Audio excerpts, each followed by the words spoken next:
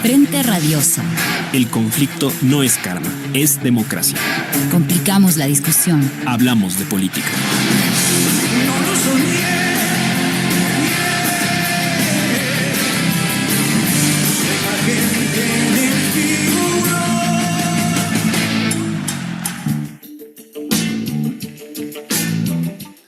Hola con todos y todas, bienvenidos a Frente Radiosa, un espacio que, como lo decimos semana tras semana, está comprometido con debatir y agitar la política.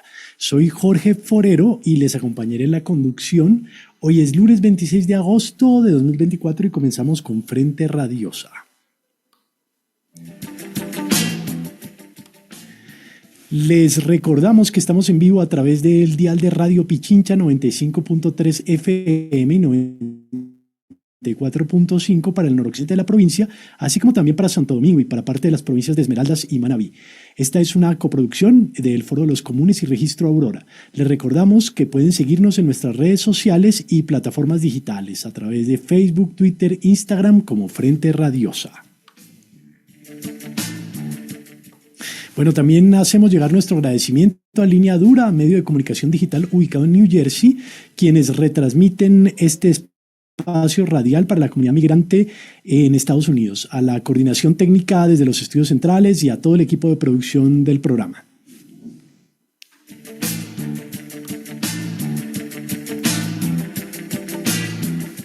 Bueno, y hoy en un programa particularmente especial de Frente Radiosa, porque estamos en nuestro episodio 200, vamos a hablar un poco acerca de los retos de la comunicación política en los difíciles momentos que atraviesa el Ecuador. Nos acompañan Alondra Santiago, quien es comunicadora, pues la conocen ustedes, Nela Martínez, quien es integrante de La Colmena, y nuestra compañera Isabel Díaz, que hoy nos está acompañando al otro lado del micrófono. Porque la política no es karma, sino democracia. Bienvenidas y bienvenidos.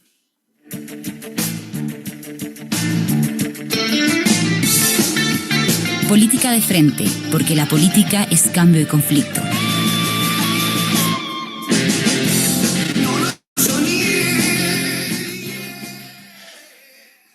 Frente Radiosa surgió de las movilizaciones de octubre del 2019. Hace 200 programas arrancamos preguntándonos si el octubre ecuatoriano sería un mes de 500 días. La pregunta buscaba repasar los legados a mediano y largo plazo de la movilización popular, el desborde de las organizaciones, la emergencia de nuevos liderazgos y la primacía de lo popular nacional. Tal como nuestro nombre sugiere, apostábamos en ese momento también ya por un frente que cobijara a quienes se dieron cita en las calles, mujeres, estudiantes, barrios, pueblos, y el pueblo ecuatoriano en general, ¿no? Todo aquel dispuesta a resistir el ajuste neoliberal. La represión in situ y la persecución posterior fueron de tal magnitud que rápidamente se hizo evidente que dicho bloque también estaba llamando a defender incluso los más mínimos principios democráticos que desde ese momento vimos amenazados. Bien, hoy, casi 5 años después, la unidad de las izquierdas entre los demócratas en el sentido amplio, lo que podríamos llamar los republicanos, la izquierda, los sectores populares y las clases medias, sigue siendo una prioridad, acaso más urgente en un país en el que las élites económicas que hoy gobiernan y reparten el Estado han adquirido tintes cada vez más mafiosos. Amedrentamiento, judicialización de la política y hasta el secuestro de opositores, todo ello ha estado al orden del día bajo los regímenes de Moreno, Lasso y Noboa, sin olvidar a sus acólitos en funciones clave del Estado, como es el caso de la fiscal Diana Salazar. En la vida cotidiana, el correlato del reparto de las derechas ha sido la ausencia de derechos y la exacerbación de la violencia, el punto de sentar las bases hasta el punto de declarar al país en guerra. En este, que es el peor de todos los escenarios, las voces de las organizaciones sociales, los espacios de pensamiento y comunicación alternativa, los defensores y defensoras de derechos humanos, figuras públicas e intelectuales han sido fundamentales para acompañar la lucha política y avisorar alternativas. Así la cosa, las preguntas con que iniciamos Frente Radiosa y que nos han acompañado de una u otra forma a lo largo de estos 200 programas siguen vigentes. ¿Cómo gobiernan las derechas? ¿A qué tipo de régimen nos enfrentamos? Para los representantes del campo popular, ¿es momento de abrir frentes o de cerrar filas? cómo hacer política y comunicación en tiempos de estados de excepción y persecución mafiosa, y siempre cuáles son las alternativas para sostener la vida. De esto y mucho más conversaremos hoy en Frente Radiosa. Bueno, muy bien, les agradecemos mucho por su presencia aquí. Y quisiéramos empezar contigo, Alondra, y esto seguramente es una pregunta que repetiré pues con ustedes tres, y quisiera que nos contaran un poco cómo fue el inicio de los distintos proyectos de comunicación alternativa en los cuales se han desempeñado durante los últimos años. ¿De dónde surge la iniciativa? ¿Cuáles son las expectativas? ¿Qué les ha motivado? Y si quieren resaltar algo de la trayectoria que han venido siguiendo a partir de entonces. Bienvenida, Alondra. ¿No te estamos escuchando?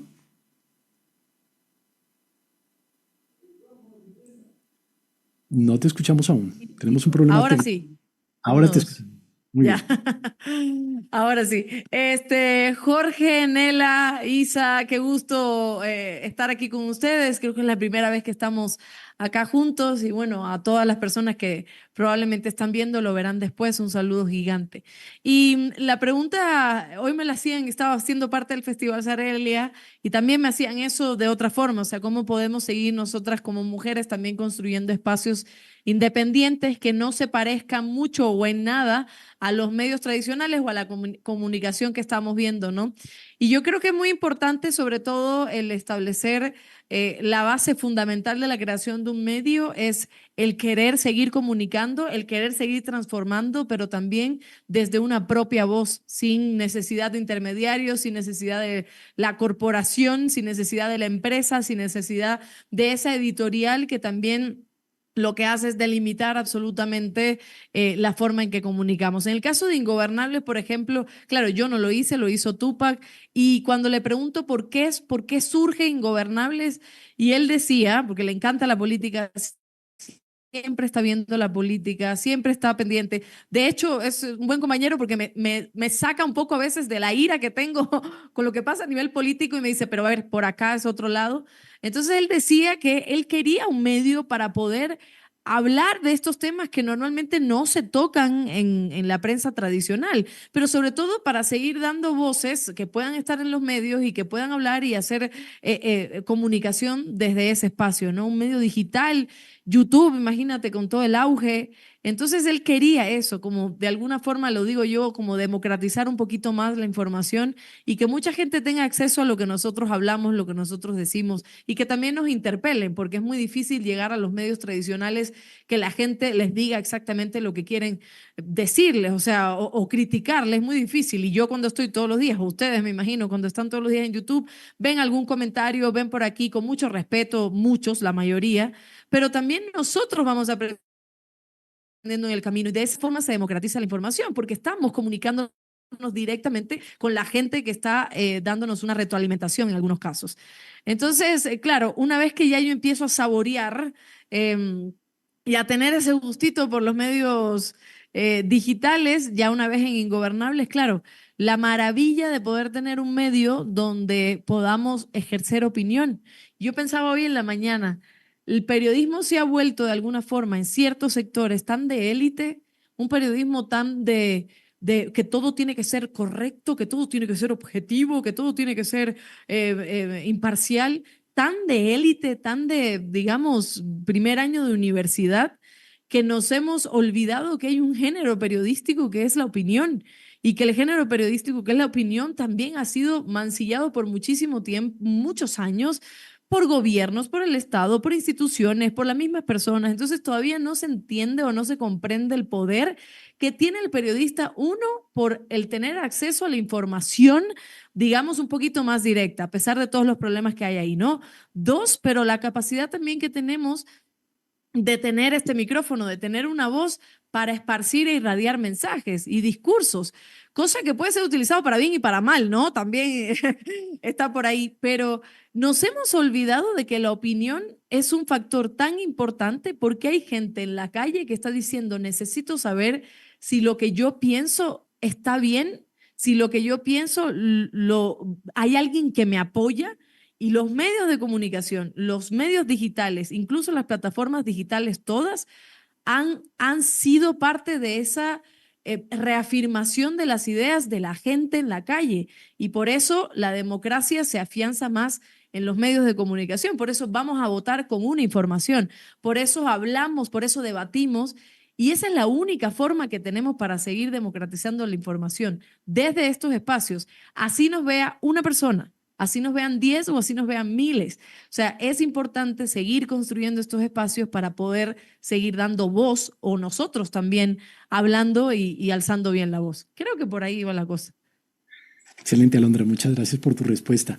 Nela, te cambié el nombre al comienzo del programa, creo. Te pido mil disculpas si es el caso, Nela Cedeño, por una mujer no menos ilustre, diría yo. Bueno, tú eres parte integrante de La Colmena, también una organización muy cercana también a Frente Radiosa, que ha trabajado no solamente en comunicación, sino también en educación popular. Cuéntanos un poco también cómo surge este espacio, cómo ha sido la trayectoria de ustedes en estos años. Bienvenida también.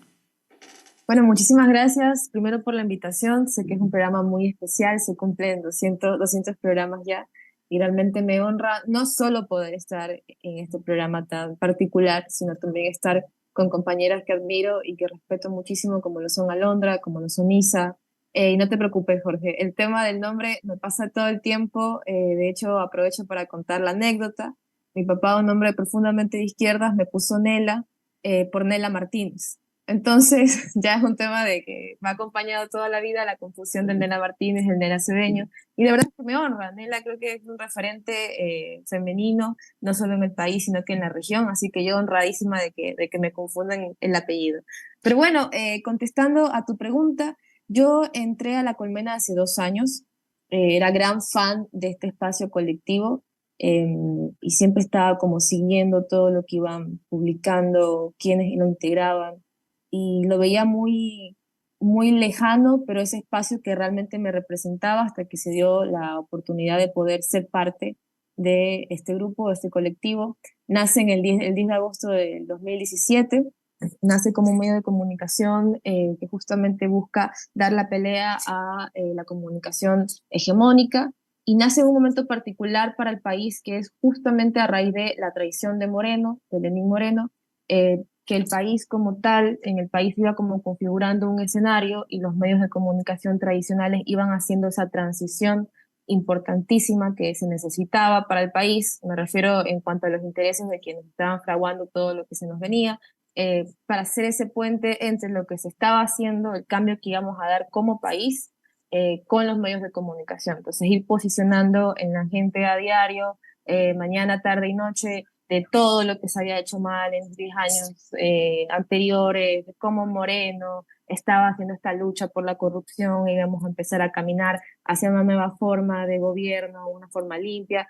Todas las mentiras que empezaron a posicionarse en ese entonces en el país. Entonces La Colmena nace y surge como este espacio que justamente buscaba contrarrestar con hechos todo lo que se empezaba a posicionar en la prensa tradicional, pero también lo más importante de La Colmena es que combinaba ese trabajo comunicacional con el trabajo organizativo y de acción popular, que era lo que a mí en lo personal me llamaba mucho más la atención. Yo venía de procesos en territorio, de procesos organizativos comunitarios, entonces me llamaba la atención de no solo quedarnos en esa plataforma comunicacional, sino poder tener como una base de donde precisamente a lo que hacía alusión a Londra, donde podamos generar esa opinión ciudadana, esa opinión real, esa opinión que nace en la comunidad, que nace en la parroquia, que nace en el cantón, en los pueblos.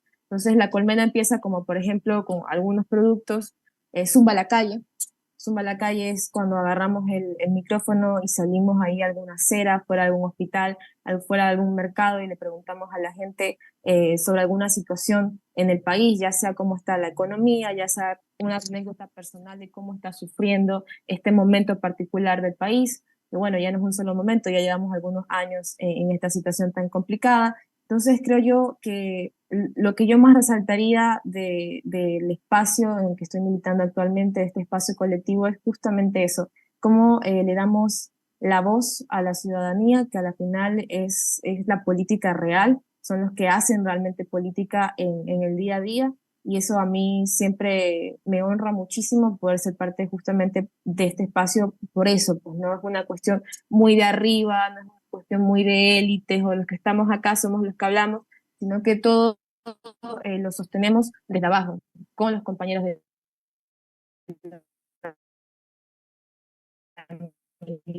militancia, con la gente dándose o transformándose al punto de que ya tenemos como una incidencia mucho más fuerte, incluso ya en la institucionalidad. Tenemos compañeros en la Asamblea como Jaime Noriega, tenemos al compañero Augusto Verduga en el Consejo de Participación Ciudadana, y ahí nos vamos dando cuenta de los resultados que tienen los procesos que son justamente, que cuentan con estas características, pues, ¿no?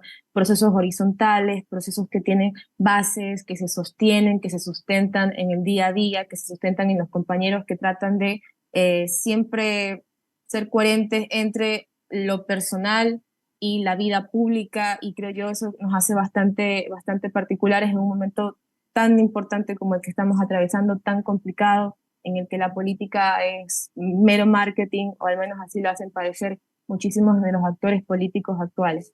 Para cerrar, me quedo con esta frase que me parece a mí que caracteriza muy bien a La Colmena, es que la forma en la que nos organizamos actualmente es la que anticipa cómo queremos construir ese país que soñamos. Entonces, todo lo que hacemos en La Colmena actualmente responde a la capacidad de soñar que tenemos por un mejor país. Chévere, Nela, muchas gracias además por contarnos esta historia que nos da una impresión, un ejemplo también de cómo es la comunicación popular y cuáles pueden ser los resultados después de un tiempo de constancia y continuidad en el trabajo, ¿no? Bueno, y vamos contigo, Isa, una de las voces probablemente más conocidas de Frente Radiosa. Cuéntanos y cuéntale a la gente que nos está escuchando hoy cómo nace Frente Radiosa, cuáles fueron las motivaciones que está detrás de este proyecto que estamos celebrando hoy, conmemorando los 200 programas. El bicentenario. Gracias, Jorge. Un saludo a ti, a Alondra, a Nela y a todos los que nos escuchan. Bueno, en efecto, recogiendo algunas de las ideas que ya situabas tú en la introducción, yo creo que Frente Radiosa es de alguna manera hija de este ciclo político. Comienza justo, de alguna manera ya tuvo sus primeros intentos durante el paro nacional de octubre de 2019, en el que ya nos reuníamos porque necesitábamos conversar, como decía bien Alondra, democratizar la información, democratizar el debate sobre todo, y a partir de ahí es que surge la idea de hacer un proyecto más sostenido, también de la mano del Foro de los Comunes, vale la pena recalcarlo, y siempre como un proyecto colectivo, porque también creo que eso es importante decirlo, más allá de que a veces estemos tú, yo, Yura, tantos compañeros que han pasado por aquí en la conducción, la propia Jairén, Gonzalo Criollo, entre tantos otros nombres, hay muchas mentes atrás cuyas caras a veces no salen en primera plana, por así decirlo, pero que están constantemente aportando ideas a un debate que creemos que debe ser colectivo y público. También por eso la importancia de estar en un medio como Radio Pichincha, ¿no? Luego quizás comentar algunas de las anécdotas de Frente Radiosa, como su nombre lo indica. En el momento en que elegíamos el nombre, justamente lo hicimos en alusión a una estrofa del himno nacional, ¿no? Porque nos parecía que de alguna manera nos permitía jugar con una idea que poco después de octubre del 2019 era muy importante, que era la del frente, esta llamada a la unidad de las izquierdas, de los sectores populares, demócratas incluso, que además vale la pena recalcar, todavía tiene eco y hace sentido al día de hoy, ¿no? Seguimos abogando por un frente amplio, unitario, que convoque a los sectores populares en sus más amplias expresiones. Y luego, Frente Radiosa, volver al himno, que además vale la pena mencionarlo ya que está aquí Alondra con nosotros, nos parecía importante rescatar otras formas de hacer patria, de darle sentido a esto que tú mencionabas también al inicio, la noción de lo republicano, ¿no? Pero una república, una cosa pública no excluyente, no por arriba, sino que se aboque a la incorporación popular. Y un poco eso es lo que hemos venido sosteniendo en estos 200 programas, con el desafío, además de, evidentemente, querer romper el cerco mediático, ampliar las voces y los debates, pero a sabiendas de que más allá de las buenas intenciones, se disputa también con grandes capitales, ¿no? Que eso también creo que hay que recalcarlo, ¿no? Esa mafia mediática también de alguna manera.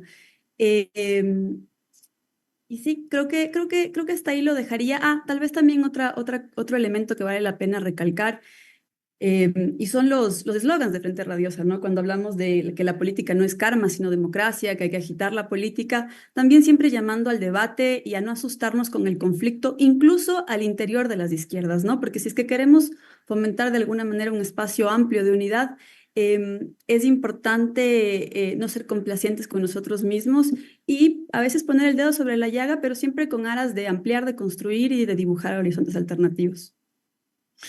Muchas gracias, Isa, por tu testimonio a propósito de nuestro programa.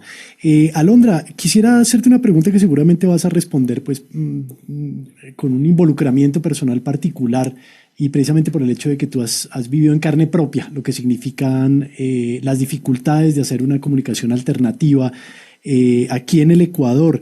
Y es precisamente cómo se hace la comunicación alternativa en un escenario tan difícil como estamos atravesando. ¿Cómo podemos hablar de política de un modo crítico, acercarnos a la verdad, abrir frentes de disputa, confrontar o proponer narrativas alternativas?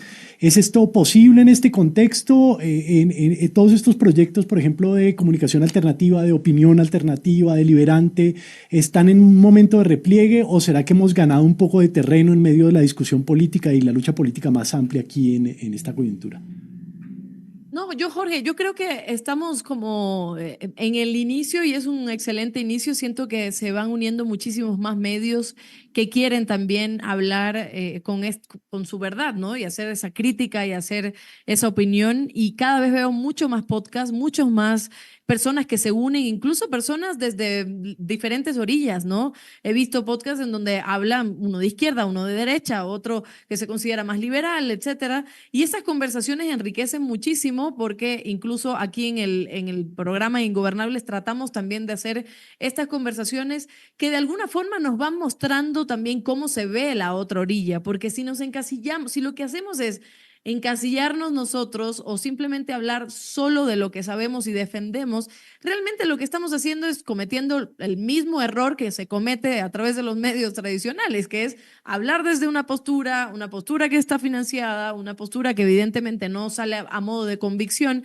sino a modo de negocio. Entonces, realmente lo que tenemos que es expandirnos más. Y yo creo que con estas conversaciones es muy, pero muy interesante el ejercicio que cada vez, y sobre todo en Latinoamérica, porque si algo que me encanta a mí es ver cómo Latinoamérica también ha cobrado una voz diferente incluso con los medios digitales, una voz de protesta, una voz también de resistencia, una voz en donde tiene un enfoque de género, una voz activista.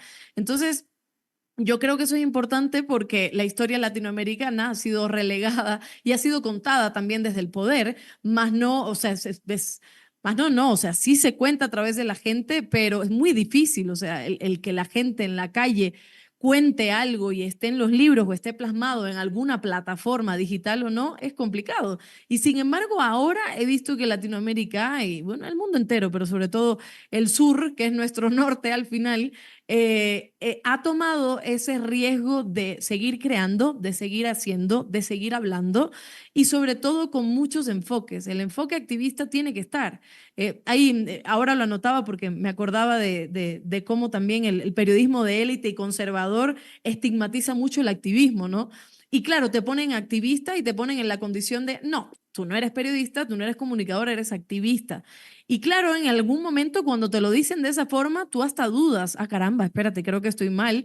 Y al contrario, creo que aquel que se queda en ese conservadurismo de que el periodismo tiene que ser exactamente como te lo dijeron hace 1500 años, realmente ya creo que no ha avanzado para nada. Y el periodismo que no es activista, realmente no sé por dónde, cómo criticarlo, cómo verlo, porque el periodismo que no tiene un fin, que no tiene un componente político, que no tiene un componente social, cultural, de absolutamente todos los enfoques que les queramos dar, feminista, ecologista, de todo, absolutamente todo. Entonces, ¿qué hacemos cuando ahora la nueva generación e incluso la anterior que está aprendiendo a consumir nuevas formas de comunicación te demanda?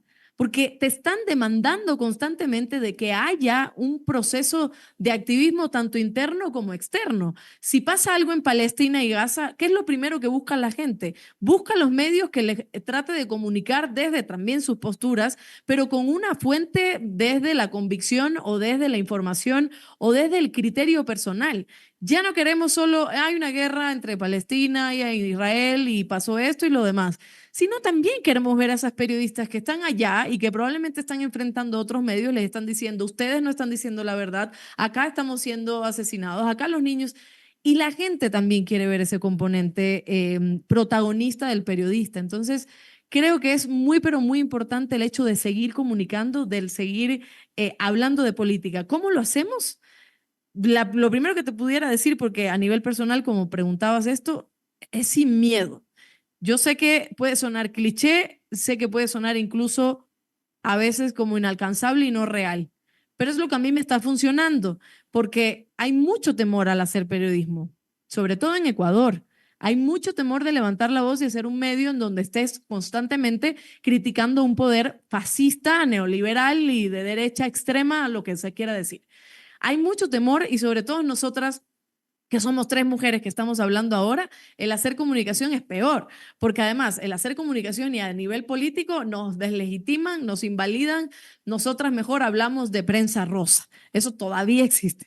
Entonces, claro, hay temor, hay muchas interseccionalidades que intervienen en todo este proceso y sin embargo, lo que yo puedo decir, y repito, no quiero ser positivista, no quiero hacer ese positivismo tóxico ni hablar como la ministra de Educación, Alegría Crespo, y mandar piolines, pero creo que lo que puedo decir es que el componente sin miedo, trabajarlo hasta el punto que podamos sentir la convicción en nuestro discurso más fuerte que la represalia. No sé si por ahí va la cosa, pero lo digo desde este punto de vista donde no estoy en mi país, no puedo ejercer periodismo en mi país, me deportan por cantar y por criticar, y entonces digo, o me callo y permito que estos tengan la bandera en alto del patriarcado diciendo que las mujeres, y sobre todo mujeres periodistas, no pueden hacer periodismo ni opinión, o digo al carajo, o sea, tengo que seguir. Entonces, creo que ese es el componente que tengo que trabajar más en este discurso de cómo doy ese consejo, pero al menos desde mi punto de vista, entiendo qué es lo que me ha servido. O sea, es hablar. Si no hablamos y si no incomodamos, estamos dejándole paso al poder a que haga lo que les dé la gana con nosotras, con ustedes, con cualquiera, ¿no? Entonces, eso no podemos permitirlo. Muchas gracias, Alondra. Nela, uno de los factores que hace difícil hacer comunicación política en el contexto histórico en el que nos encontramos no es solamente esta extrema derecha que encontramos con cada vez más fuerza en los distintos escenarios públicos, incluso institucionales, sino además el auge de las redes sociales que, aunque abren muchos espacios, provoca una forma de comunicación de 20 segundos en donde es muy difícil crear una profundidad, especialmente allí donde tienes que cuestionar muchos elementos del sentido común. La Colmena creo que ha tenido una trayectoria muy interesante en este sentido, transmitiendo ideas novedosas. Tú señalabas precisamente la presencia institucional de algunas figuras de la Colmena que se dio en buena medida gracias a una forma de comunicación política que no se reduce precisamente a un marketing político. Cuéntanos cuál ha sido la experiencia de ustedes precisamente tratando de aprovechar estas redes sociales, tratando de jugar un lenguaje como el que se requiere en estos formatos, pero al mismo tiempo manteniendo la profundidad que demandan, digamos, los nuevos y las nuevas espectadoras. Yo creo que como que el componente más importante para lograrlo o intentar lograrlo, en nuestro caso ha sido el tema de entender la importancia de la representación.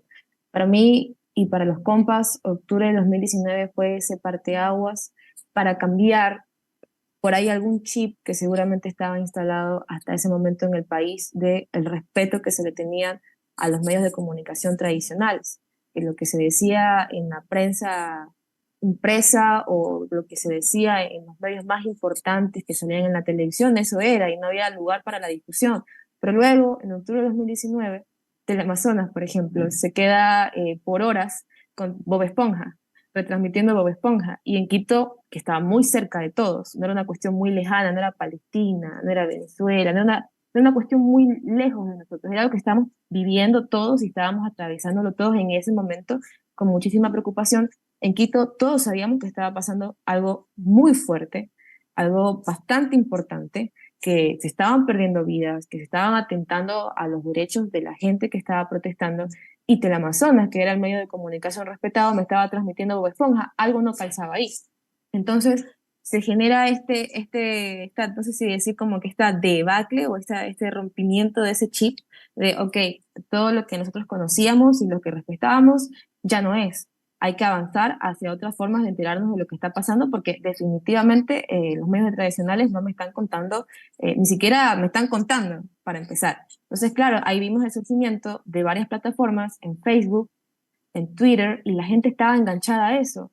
Y ahí la gente empezó como a conectar con la valiosísima idea de, ok, los medios de comunicación alternativos justamente son eso, la alternativa a lo que no nos están contando o a lo que nos están contando mal. Entonces creo yo que el componente que transversaliza esa situación era el tema de la representación. Entonces esta gente no me está representando, porque esta gente ni siquiera quiere contarme qué está pasando. Y surgen unos actores en los medios de perdón, en las plataformas, en las redes sociales, que sí están jugándosela, que están allí donde las papas queman, como decimos comúnmente, y me están contando qué está pasando. Ok, voy a empezar a caminar hacia acá. Y así como ellos se la están jugando, hay compañeros y compañeras que en otros países también se la están jugando y me están contando algo que en la prensa que respeté hasta este momento no me están contando. Entonces creo yo que La Colmena apuntó bastante bien, o intentó hacerlo, hacia el tema de la representación. ¿Quiénes éramos y qué estábamos contando? ¿Cómo lo estábamos contando? También La Colmena es relativamente joven, todos quienes somos parte del espacio, somos relativamente jóvenes, y nos da como un poco la opción de ser recursivos, pues no, como subirnos a esas olas de las tendencias que hay en las redes, estar mirando todo el tiempo cómo se va comunicando en TikTok, en Instagram, que son como los medios de comunicación actuales en los que al menos la juventud es donde se informa, e incluso otras generaciones ya están empezando a caminar hacia informarse desde allí. Y ahí para mí viene una situación que es el tema de la responsabilidad que también recae en quien comunica desde las redes sociales como TikTok e Instagram, ¿no? Y ya está comprobadísimo, tú puedes agarrar tu cámara en cualquier parte del mundo y te grabas 15 segundos y dices, cuentas cualquier mentira y la gente te puede creer esa mentira. Entonces hay como una corresponsabilidad entre quien se está informando en estos nuevos canales que han surgido en los últimos años y quienes están contando también esa noticia, y quienes informan es como de, ok, contrarrestamos la noticia. Pero tú también hablabas algo que era bastante importante y también como que siempre lo estamos como conversando, es el tema de cómo lo haces tan rápido, cómo explicas los antecedentes, el contexto, cómo marcas todo lo que hay detrás de este momento puntual que está ocurriendo en ese instante. Entonces ahí viene el activismo, la importancia del activismo. No puede ser el medio de comunicación alternativa o el canal de comunicación alternativo, no puede ser momentáneo, no puede ser que agarré el teléfono hoy día, comuniqué 15 segundos y ya fue. Tiene que empezar a construir una narrativa para ir empezando a posicionar con antecedentes, con contexto, para ir cambiándole, ¿no?, el chip a la gente. En una sociedad que está tan despolitizada, ojo, no es lo mismo despolitizado que gente que reniega de la política, en una sociedad que está tan despolitizada es necesario empezar como a generar esas narrativas, de dónde surge lo que conocemos, de dónde venimos. Ok, ahorita lo que se está hablando en el Ecuador es la unidad de las izquierdas. ¿Es el primer intento de las izquierdas por unificarse o esto ya pasó hace décadas atrás? Qué bueno sería que lo empezáramos a contar en qué años, quiénes estaban en las mesas de diálogo antes, a quién estaban apoyando, por qué estaban divididos, etcétera. Entonces creo yo que parte de ese trabajo que se ha venido haciendo en La Colmena respecto a comunicar con otras formas ha sido con esos componentes. El tema de entender la importancia de la representación, quién está contando la noticia, cómo la está contando, desde dónde la está contando, y sostener esa narrativa, empezar a construirla, caminar hacia allá. Y luego está el tema de ser recursivos, montarnos también, pues estar muy pendientes de lo que se va consumiendo, cómo se va consumiendo, porque si nos quedamos en lo tradicional, morimos, y esa no es la idea. Pues tenemos que dar la batalla de las ideas, y si nos toca actualizarnos día a día, pues ese es el trabajo. Muchas gracias, Nela. Isa, Frente Radiosa tiene una particularidad y es que es un programa de análisis político y precisamente en estas condiciones no es tan fácil hacer análisis político. ¿Cómo es hacer este tipo de trabajo, este tipo de análisis en un medio de comunicación en un contexto tan complejo en el que por un lado confluyen discursos que pueden ser enormemente largos, como los de, por ejemplo, un López Obrador, que se dedica mucho tiempo a tratar de explicar ideas complejas, debatiendo con opositores, etcétera, y por otro lado los tuits rabiosos de un Trump, de un Elon Musk, o por ejemplo los TikTok de Novoa? ¿Cómo podemos operar, digamos, en este contexto con una forma de análisis político profunda? Gracias.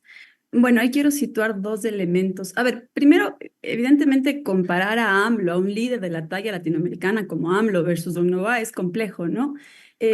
Sobre todo porque AMLO está, y sus mañaneras en este caso, están absolutamente cargadas de política y también de la talla de un estadista. Para mí eso fue evidente, por ejemplo, cuando hubo el asalto de la embajada, ¿no? Incluso la forma en la que responde AMLO te permite ver a un político que evidentemente está respetando y haciendo respetar los intereses de su nación, pero además muy cuidadoso, incluso al nivel de cuidar que puedan haber respuestas xenófobas, perdón, a los ecuatorianos en México, entre tantos otros, ¿no? Entonces te permite ver la talla de un estadista y de un proyecto político que no ha renunciado, valga la redundancia, a la política.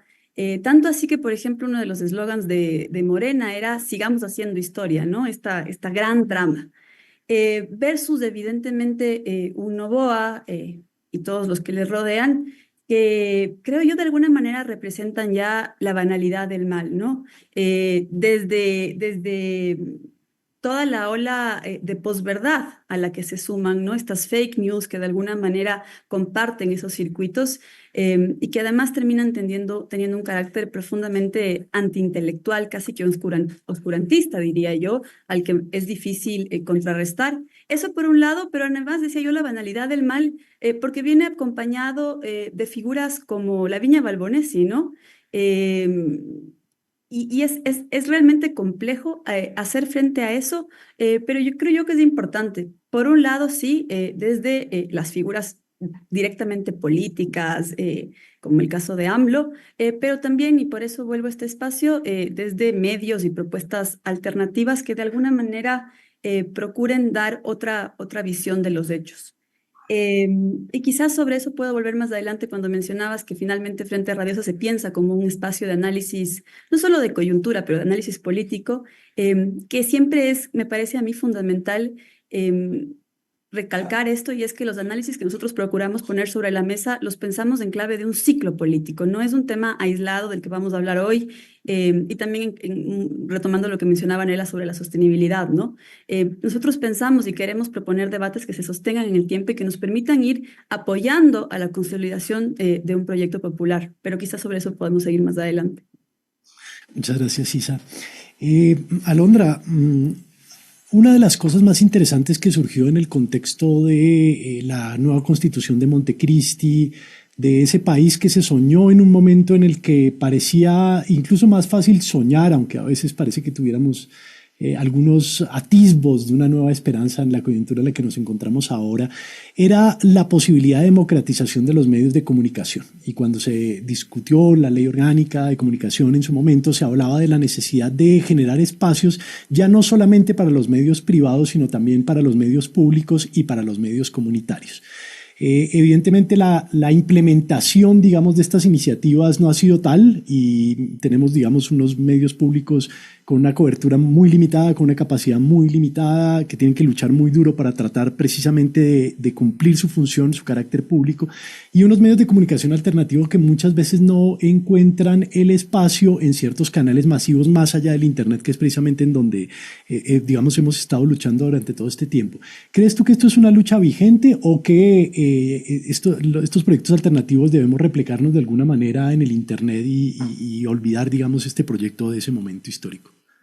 Sí, yo creo que es una lucha permanente. A mí me da mucha pena ahora que hacías este recuento saber que, claro, en un inicio hubo sus medios comunitarios, hubo también esta idea de potenciar los medios públicos y todo lo demás, pero yo creo que también de alguna forma se van dejando o van respondiendo a cierto poder, o el mismo Estado no les garantiza la permanencia. Entonces, ahí es cuando todo fracasa.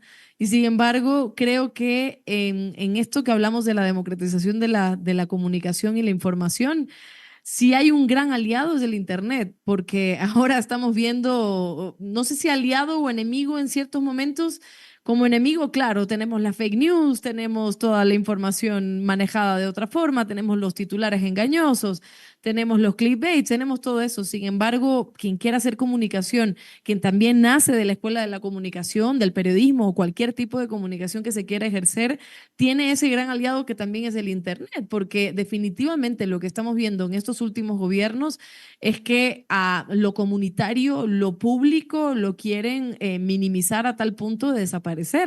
Por eso es que teníamos, más allá de lo que pueda estar sucediendo con la vicepresidenta Verónica Abad, teníamos a una vicepresidenta que decía que el Estado había que reducirlo al máximo, o sea que no tenía por qué garantizar un tema de salud, temas de educación, temas de lo básico, ¿no?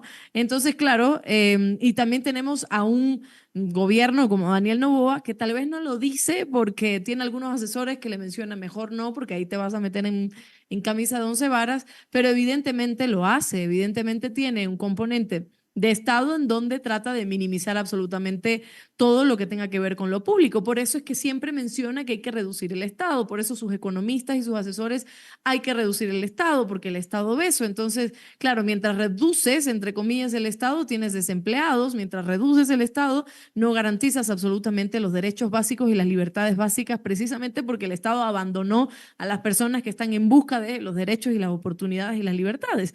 Entonces, claro, yo creo que a nivel comunicacional estamos siendo la última rueda del coche.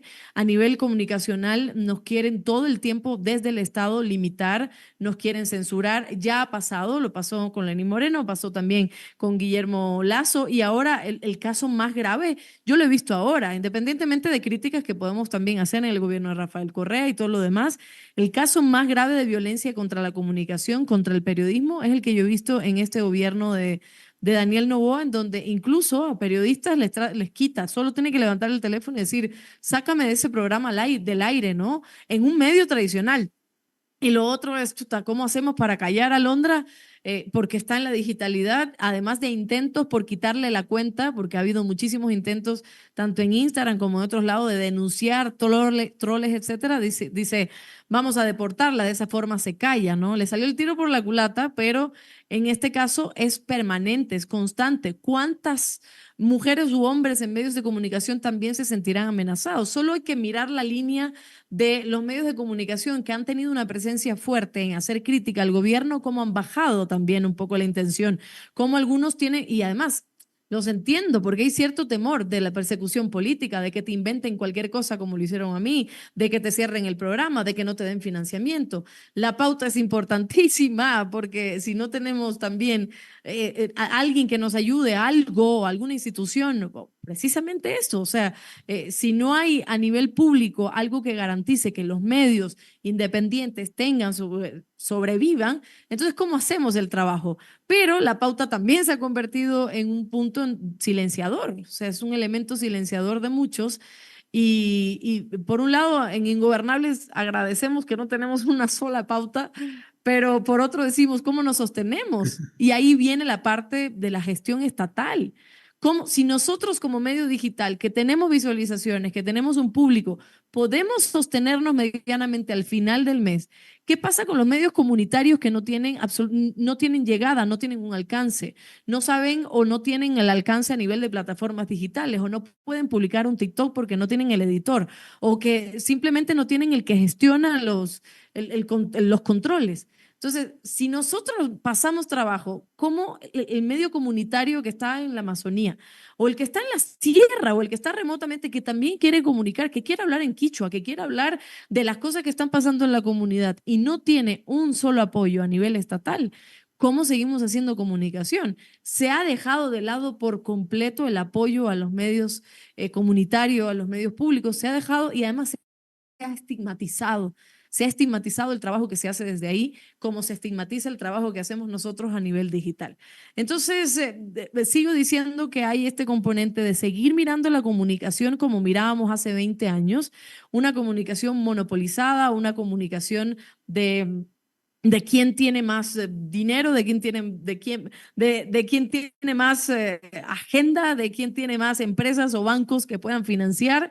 Estamos todavía viendo la comunicación desde esa élite, desde arriba, de que ellos son los únicos que tienen la verdad, y nos hemos olvidado de que hace puedo decir unos 10 años para acá, el periodismo comunitario ha tomado tanta fuerza que ahora es muy fácil hacer comunicación porque tienes un celular en todos lados y tienes información de todo. ¿Se acuerdan cuando estábamos en clases y nos decían los puntos de vista? Nos hablaban de los puntos de vista en el periodismo. No es que si el periodista lo ve de este lado, del otro lado es diferente. Ahora tenemos todos los puntos de vista. Entonces yo tengo el que grabó desde el frente, el que grabó desde atrás, y así podemos hacer mejor comunicación.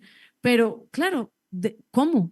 O sea, ¿cómo nos financian? ¿Cómo nos apoyan? ¿Cómo seguimos? ¿Cómo seguimos arriesgando la vida, arriesgando la seguridad, arriesgando la salud mental, arriesgando la familia, siendo acosados digitalmente? Entonces, no hay un poder estatal en pro de la comunicación independiente, comunitaria, pública, sino es un poder estatal en contra de todo esto, al no garantizar la seguridad, pero tampoco al garantizar financiamiento, al no garantizar la supervivencia de todos estos medios. Es un problema latente, es un tema que hay que seguir peleando, porque no lo hablamos mucho, pero sin embargo sigo diciendo, o sea, yo he encontrado en YouTube, así como ustedes, así como la radio no se puede perder para nada del mundo, y hemos encontrado estos espacios donde podemos seguir comunicando, donde podemos seguir haciendo la comunicación de forma diferente y hablar de estos temas. No, ¿te acuerdas cuando nos decían la radio va a desaparecer o la televisión va a desaparecer? Lo mismo decían con los libros van a desaparecer.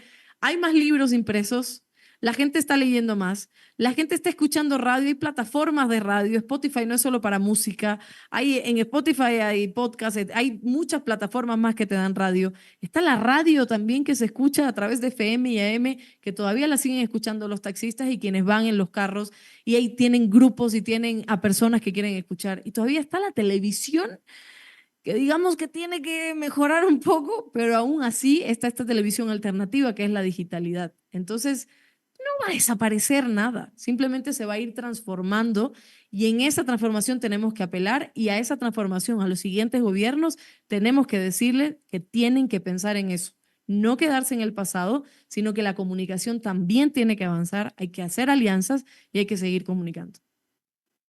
Nada desaparece, todo se transforma, ¿cierto? Sí. Bien, Nela, tú señalabas precisamente que La Colmena es digamos, medio de comunicación, una organización joven. Y es una organización joven que le está apostando a un proyecto progresista, que seguramente no es exactamente el mismo proceso o proyecto progresista del 2008, por ejemplo, ¿no? ¿Cuál es la novedad? ¿Cuál es esa particularidad del proyecto progresista por el que están luchando ustedes y que ustedes ven que de alguna manera está más conectado, puede estar más conectado precisamente con los y las jóvenes del Ecuador en esta coyuntura? El tema de la comunicación. Creo que hemos coincidido en eso. O sea, si bien el proyecto es progresista, bastante articulado a los procesos que empezaron en el 2008, no solo en el país, sino a nivel regional, es el tema de cómo vamos comunicando, pues, ¿no? Lo que va pasando. Creo yo que por ahí es la línea.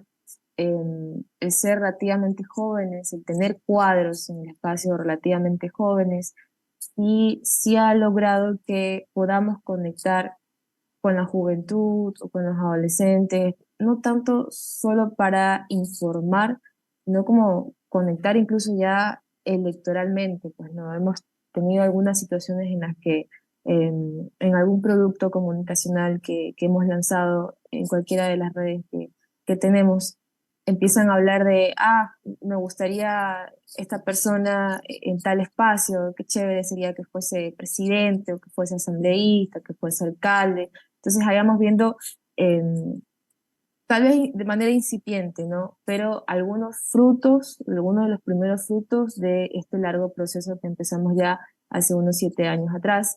en el que, como explicaba inicialmente, solo era una cuestión comunicacional, con miras hacia la organización comunitaria, hacia la acción política en territorio, pero luego ya tener algunos representantes en instituciones tan importantes y luego también las intenciones de la gente porque eso siga consolidándose, porque eso siga pasando, creo que también es una invitación permanente a responsabilizarnos con lo que hacemos y lo que comunicamos también. Entonces, creo que en este momento la colmena no tiene techo todavía, a pesar de que tenemos 7 años, igual el proceso es muy nuevo, es muy reciente, todavía estamos como en el laboratorio ahí, prueba y acierto, ver qué funciona, ver qué no funciona, pero con esas ganas, como desde el principio, de generar justamente conciencia, de despertar conciencia en la gente y sobre todo en los jóvenes, que son los llamados a ser la nueva política, pues, ¿no? Y una línea que nos representa bastante, que la repetimos muchísimo en cada uno de los productos que vamos sacando, o incluso en los discursos de manera personal e individual, es el tema de adecentar el espacio político o adecentar los espacios en los que nos encontramos. No hay como parámetros para poder calificar quién es decente e indecente de una manera tan general, tan grande, pero siempre está la invitación a los demás de queremos adecentar ese espacio al que tanto nos estamos quejando, al que tanto criticamos, del que tanto estamos huyendo, tenemos que empezar por nosotros mismos. Entonces, ahí hay una articulación inmediata entre lo que somos de manera privada y lo que somos de manera pública. Creo yo que por eso es que logramos esto de conectar tan fácil con los jóvenes. Igual todavía nos vamos encontrando con algunos obstáculos justamente en redes. La semana pasada algo lanzábamos y alguien nos decía, esos memes son un poco anticuados. Entonces siempre están, pues no, para la anécdota un poco graciosa, pues siempre está como esta idea de no importa qué memes utilicemos, si estén anticuados o no, lo que nosotros siempre estamos resaltando, valorando o intentando posicionar es quiénes somos, de dónde salimos y en qué creemos. Y tratar de inspirar a quienes consumen lo que producimos justamente en esa línea. Actores políticos en este momento hay muchísimos, comunicadores en este momento hay muchísimos en todo el país.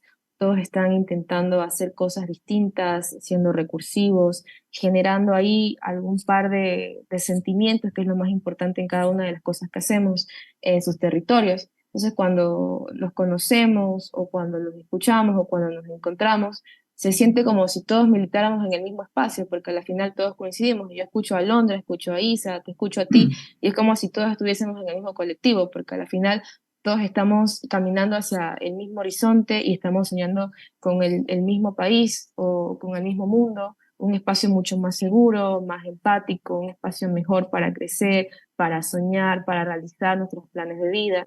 Entonces la colmena a la final es eso, pues no, como esa organización que desde cada uno de los productos que hacemos de manera individual y colectiva tratamos de inspirar a esas nuevas generaciones de jóvenes que crecieron en esos hogares despolitizados en los que era prohibido hablar de política, pero que les interesa, que les llama la atención y que están todo el tiempo buscando nuevos referentes porque tal vez los que ya existen ya no los terminan de representar. Entonces nosotros entendemos la responsabilidad enorme que tenemos, la asumimos como un compromiso de comunicar desde el respeto, comunicar siempre o intentar hacerlo desde la verdad, no desde nuestra verdad, sino desde la verdad del pueblo, de la gente. Por eso es que tenemos espacios como por ejemplo Zumba la Calle. Y creo yo que ese ha sido uno de los más grandes éxitos que hemos tenido en cuanto a la intención de poder conectar con la juventud y con los adolescentes del país.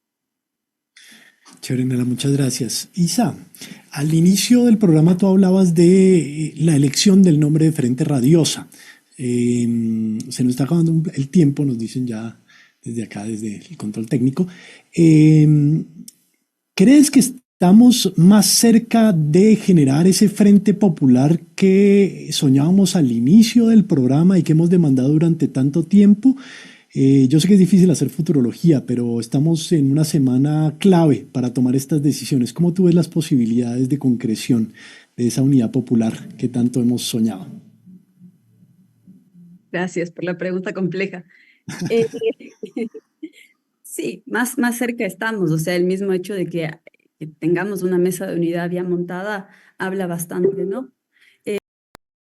creo que ahí, quizás haciendo alusión a algo que yo mencionaba ya en la intervención pasada, sobre la importancia de por qué este frente, que ya lo pensamos hace 5 años, e incluso mucho antes que eso, otras personas, hoy parece más urgente que nunca. Y me refiero específicamente a... Me está sonando el Telegram, perdón. Me refiero específicamente al contexto político que vivimos hoy en día. Y por eso yo decía, es importante pensarlo como un ciclo político y ver que no hay coincidencias, que hay paralelismos e incluso consecuencias.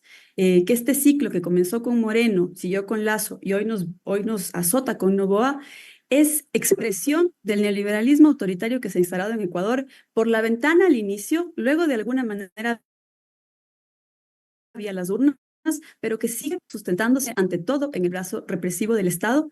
Y cuando hablaba de los paralelismos, por ejemplo, hay una imagen que a mí me impactó mucho esta semana, y es la de los trabajadores secuestrados y mutilados en Durán, me parece.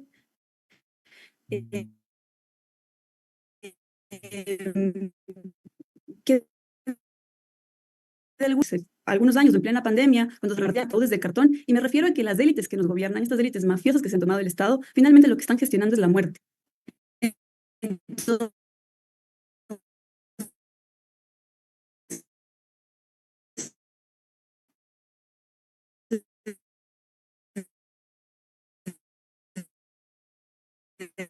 en ese contexto, y es evidentemente un frente electoral, pero que no puede quedarse ahí, que tiene que seguir pensándose incluso más allá de lo Alondra, ha sido un electoral. placer con ustedes conmemorar el programa 200 de Frente Radiosa. Esperamos seguirnos encontrando en este espacio y un saludo para todas las personas que nos han venido escuchando durante todos estos años.